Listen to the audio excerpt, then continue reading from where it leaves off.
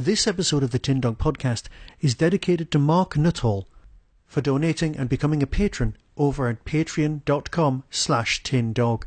If you'd like a show dedicated to you, why not nip over there now and become a patron?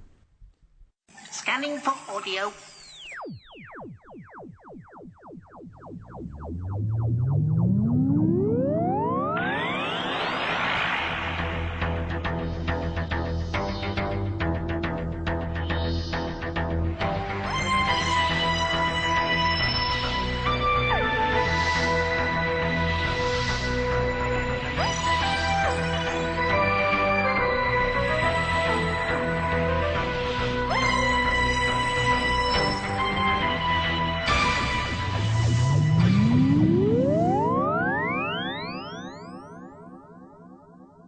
Welcome to a Tin Dog Podcast, this time talking about Main Range number 206, The Shield of Jotun.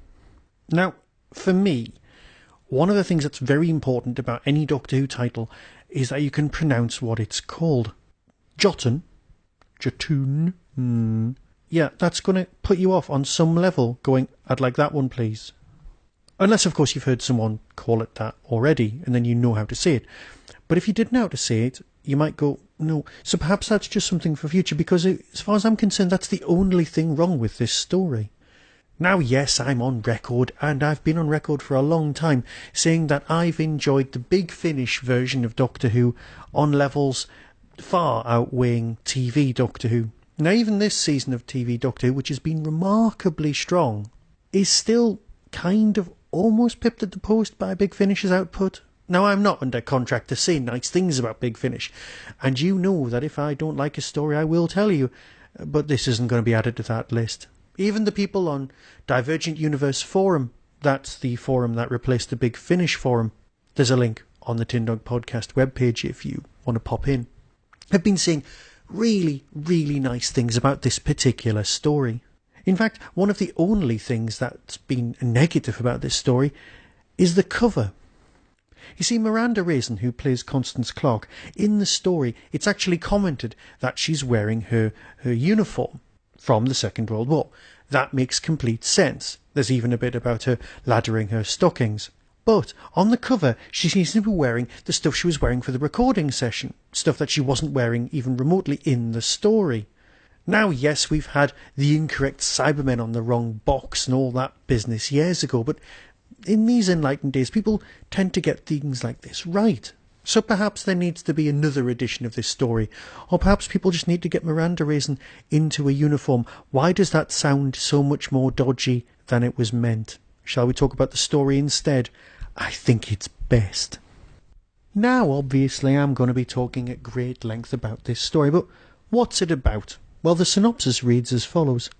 In 2029 AD, in the desert of Arizona, billionaire philanthropist Dr. Hugo Macht is trying to save the world from climate change.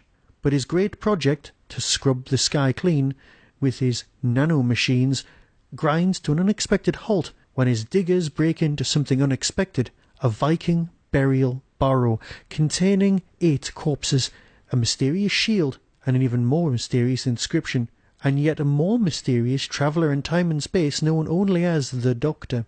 And that's not even the strangest part of Dr. Mark's day. Soon it will begin to snow. Soon the Doctor and his girl Friday, Mrs. Constance Clark, will come face to face with an ancient horror in the blizzard, a frost giant in need of a new body, in need of flesh. Written by Ian Eglinton and directed, yes, this is directed by, pay attention, Louise Jameson. Yeah, you heard that correctly. Leela directing a Doctor Who story. We know she's written some, and she's written a really good Survivors episode.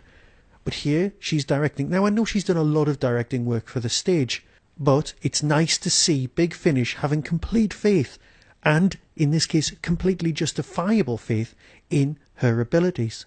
She's pulled off something very, very quickly, and remarkably good, and produced something great. It's a brilliant little story. It's not overly connected with anything else, so if you're looking for a jumping on point, again, anything from Main Range Release 200 is an ideal jumping on point. Just feel free to go for it. So yes, there's some wonderful imagery, and the storyline does go off at a bit of a well, a Viking-shaped tangent at one point, but as the whole thing's Viking-based, it's really not a problem. You could imagine this on TV being slightly more disappointing than it ever could be on audio, because the effects are so much better when you just can't see them. On some levels, Miranda's character is, well, not an extension of Maggie Stables as Evelyn, because she's younger, but she also is of a certain time period and a certain sensibility, similar to Maggie Stables. Yes, the actress is considerably younger, which allows a tall new take and it not to be a rehashing of things, but her sensibilities and outlook on life and the way she refers to the Doctor and interacts with him is along the same lines, and that's brilliant for the Sixth Doctor. Colin's Doctor is great.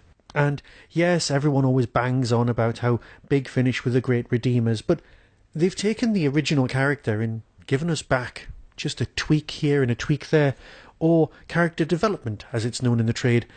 And yeah, we've ended up with something brilliant. So yeah, a great story from a guy who has written far, far too many 2000 AD stories and is a great comics writer. You can tell that there's a comics sensibility behind the whole of the narrative, and that's not a bad thing, because Doctor Who is, at its core, an adventure series, with big ideas and even bigger effects. So yeah, as always, a fantastic output, part of the main range. Number 206, bring on 207. So until next time, where I'll be talking about Doctor Who, here's the trailer, and be seeing you.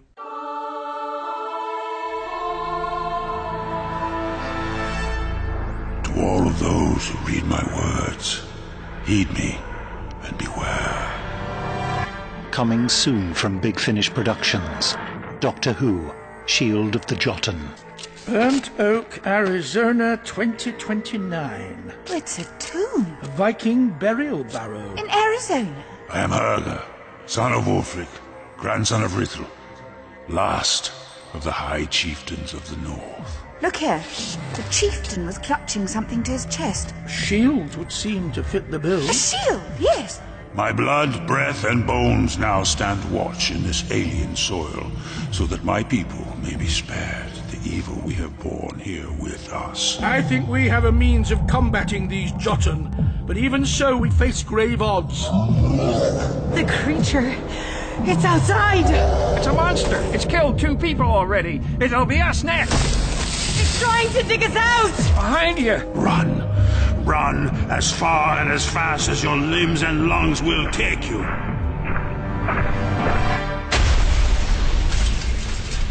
Big Finish. We love stories.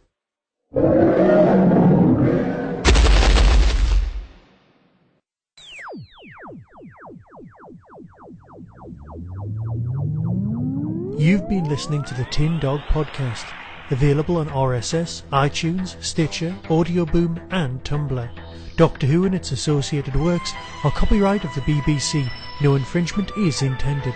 You can contact the show, donate, buy merchandise or find out more about my other projects by visiting the Tin Dog Podcast homepage and clicking on the links. The Tin Dog Podcast is a founder member of the Doctor Who Podcast Alliance.